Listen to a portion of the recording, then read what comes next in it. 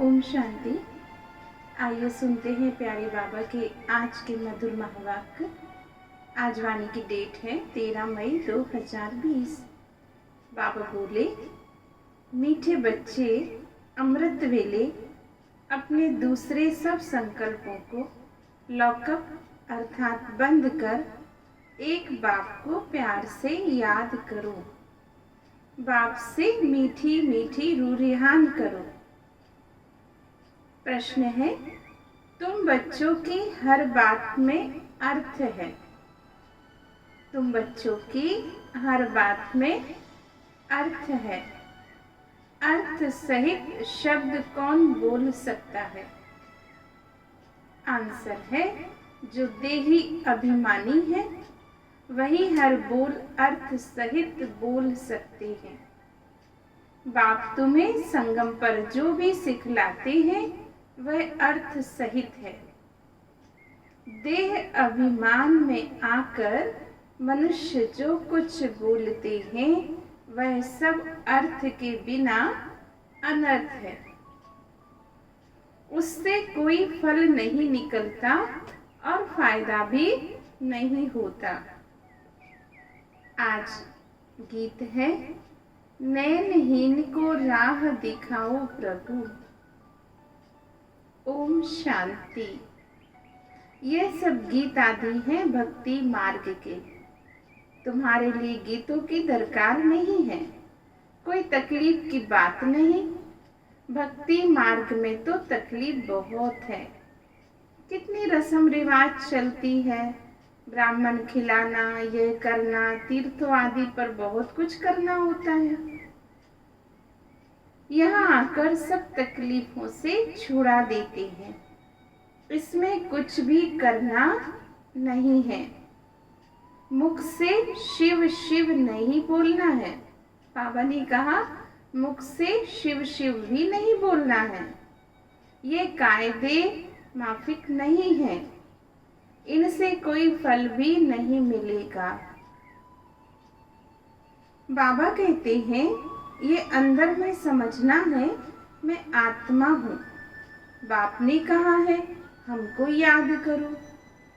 अंतर्मुखी हो बाप को याद करना है तो बाप प्रतिज्ञा करते हैं तुम्हारे पाप भस्म हो जाएंगे। ये योग अग्नि है जिससे तुम्हारे विकर्म विनाश हो जाएंगे। फिर तुम वापस चले जाएंगे। हिस्ट्री रिपीट होती है। तो ये सब अपने साथ बातें करने की युक्तियां हैं। अपने साथ रूरिहान करते रहो। बाबा कहते हैं, मैं कल्प कल्प तुमको ये युक्ति बताता हूँ। ये भी जानते हैं धीरे धीरे ये झाड़ वृद्धि को पाएगा। माया का तूफान भी इस समय है, जबकि मैं आकर तुम बच्चों को माया के बंधन से छुड़ाता हूँ। सतयुग में कोई बंधन होता नहीं। ये पुरुषोत्तम युग भी अभी तुमको अर्थ सहित बुद्धि में है। यहाँ हर बात अर्थ सहित है। अब देह अभिमानी जो बात करेंगे सो अनर्थ है। देही अभिमानी जो बात करेंगे वह अर्थ सहित है। उनसे फल निकलेगा। तो अब भक्ति मार्ग में कितनी डिफिकल्टी होती है। समझते हैं तीर्थ यात्रा करना, यह सब भगवान के पास पहुंचने के रास्ते हैं। परंतु बच्चों ने अब समझा है वापस कोई एक भी जा नहीं सकता।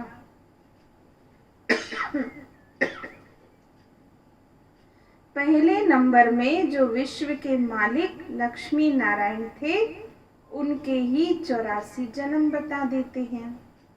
तो फिर और कोई छूट कैसे सकता है? सब चक्र में आते हैं तो कृष्ण के लिए कैसे कहेंगे कि वह सदैव कायम है ही। हाँ, कृष्ण का नाम रूप तो चला गया, बाकी आत्मा तो किसी न किसी रूप में है। ये सब बातें बच्चों को बाप ने समझाई है। ये पढ़ाई है, स्टूडेंट लाइफ में ध्यान देना है। रोजाना टाइम मुकर्रर कर दो अपना चार्ट लिखने का।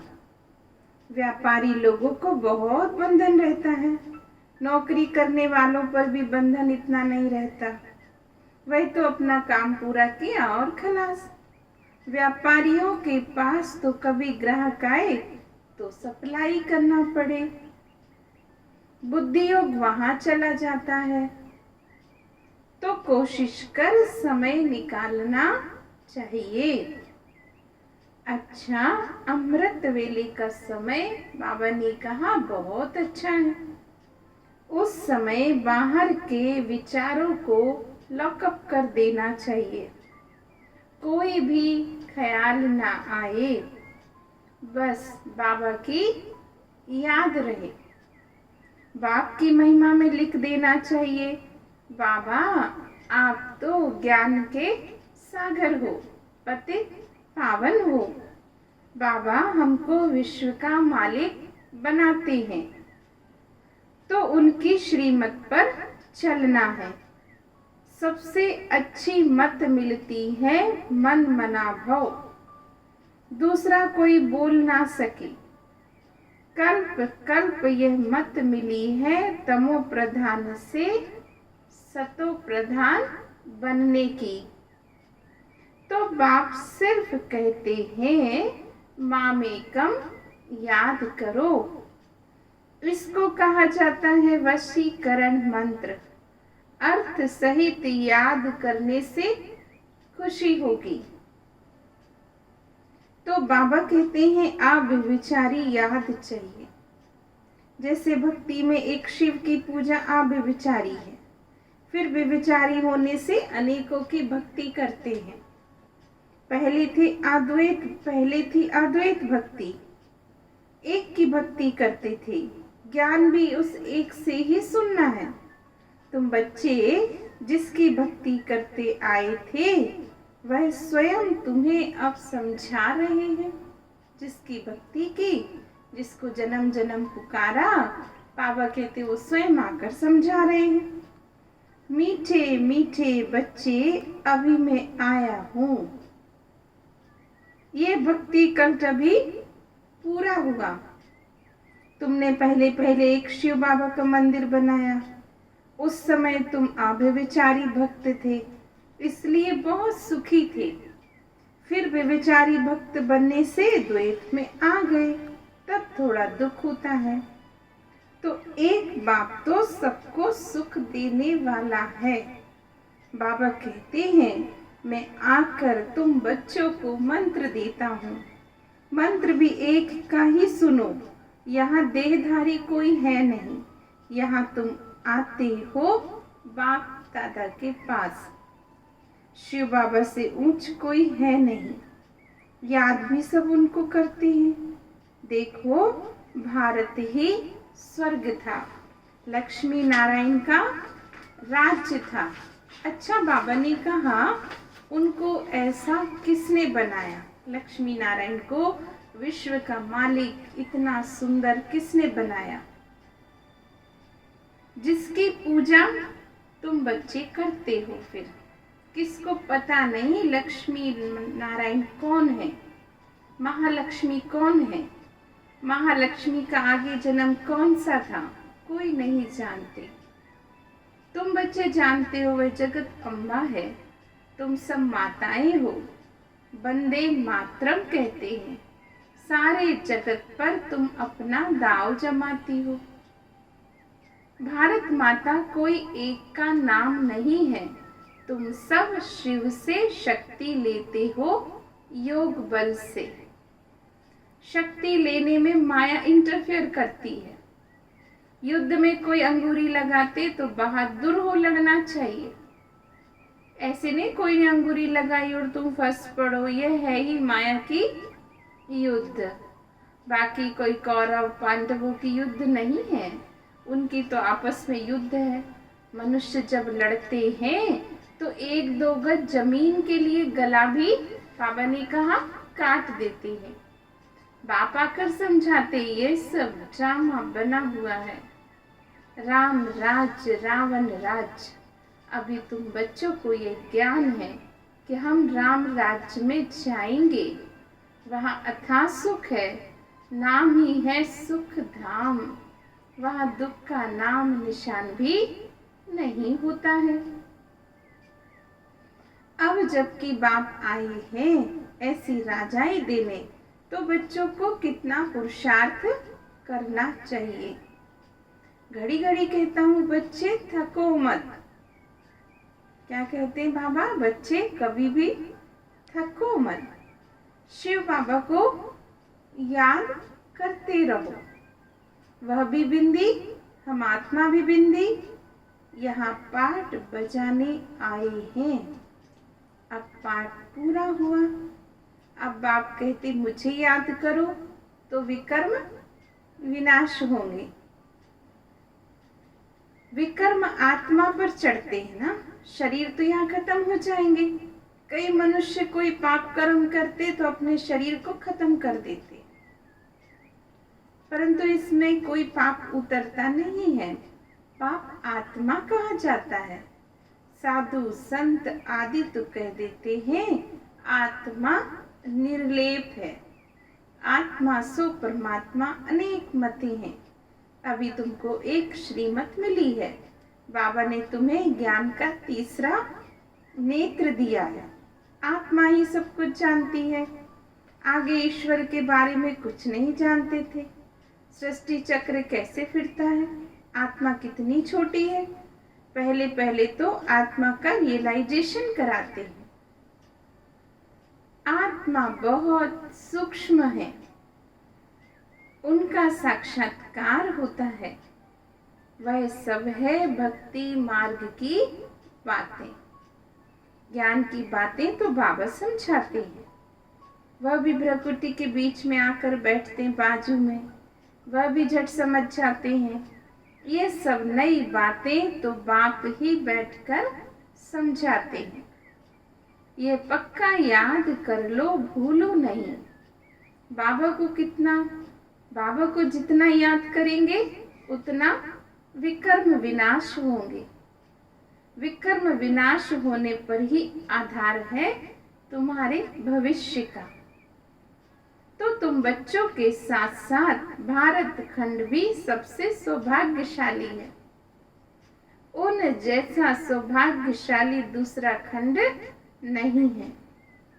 तो यहाँ बाप आए हैं, भारत ही हेवन था, जिसको गार्डन ऑफ अल्लाह कहते हैं।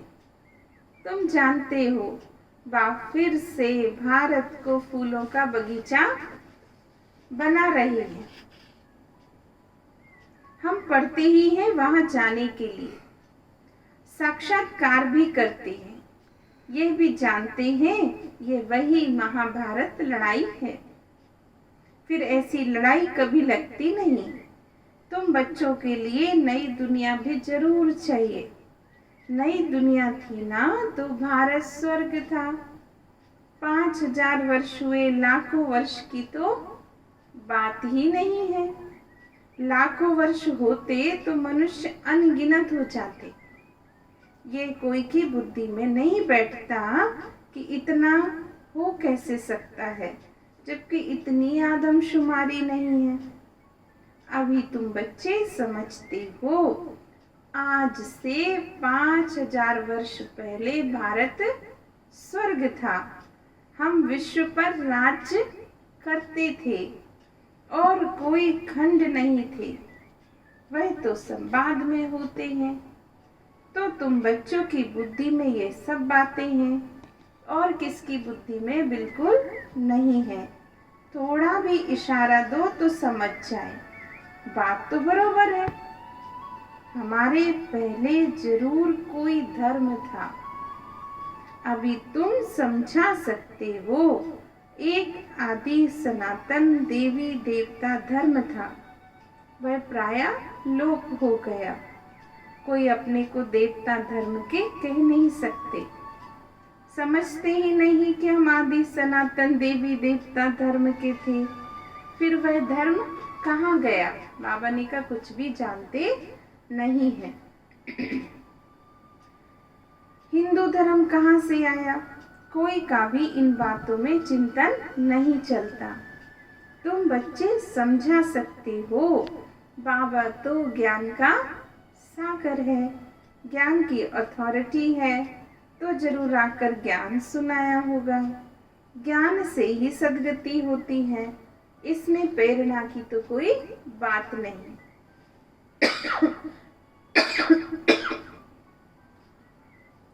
बाप कहते हैं जैसे अब आए हैं वैसे कल्प कल्प आता हूँ, कल्प बाद भी आकर फिर सब बच्चों से मिलेंगे। तुम भी ऐसे चक्कर लगाते हो, राज्य लेते हो और फिर धीरे धीरे राज्य गवा देते हो। ये बेहद का नाटक है, तुम सभी एक्टर्स हो। आत्मा एक्टर होकर क्रिएटर, डायरेक्टर और मुख्य एक्टर को ना जाने तो वह क्या काम की है। तुम बच्चे जानते हो ना कैसे आत्मा शरीर धारण करती है, कैसे पाठ बजाती है। अब तो वापस जाना है, अब इस पुरानी दुनिया का अंत है। कितनी सहज बात है, तुम बच्चे जानते हो बाप कैसे गुप्त बैठे हैं। गोदरी में करतार देखा, अब देखा कहे या जाना कहे।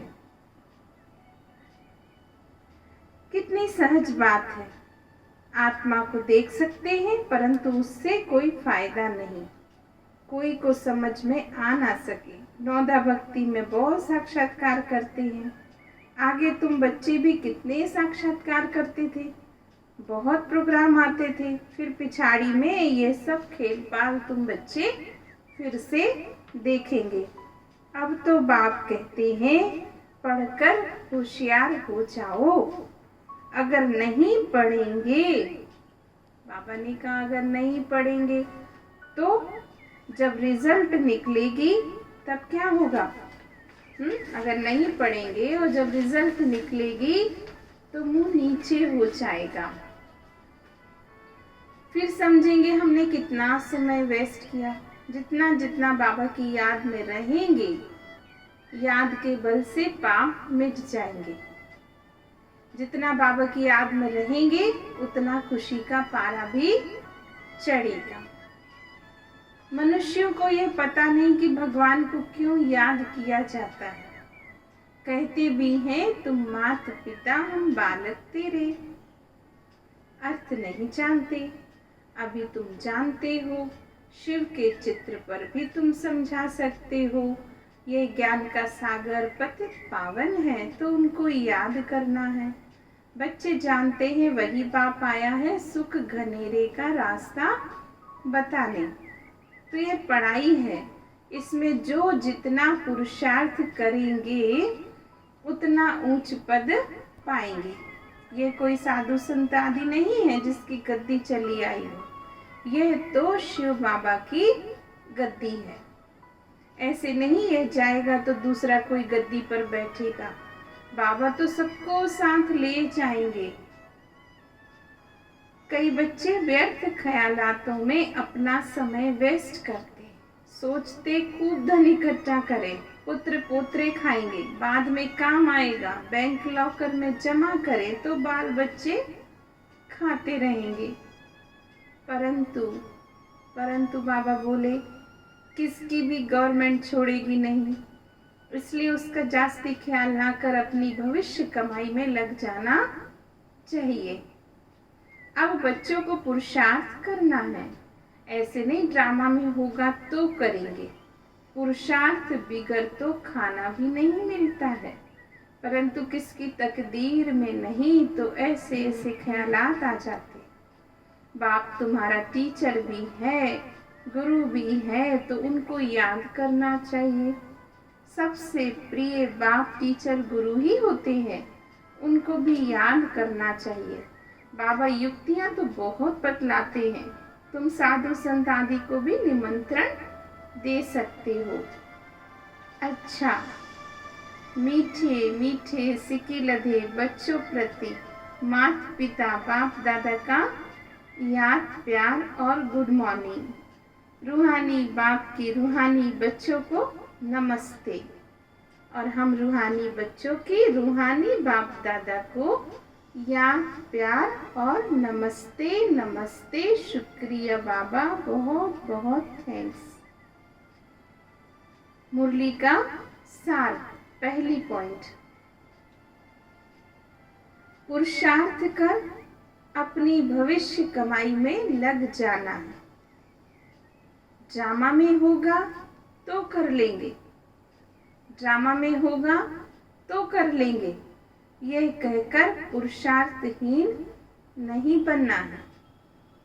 दूसरी पॉइंट, सारे दिन में जो भी पाप होते हैं या किसी को दुख देते हैं तो नोट करना है, सच्चाई से बाप को सुनाना है। साफ दिल बन एक बाप की याद से सब हिसाब किताब चुकतू करने हैं।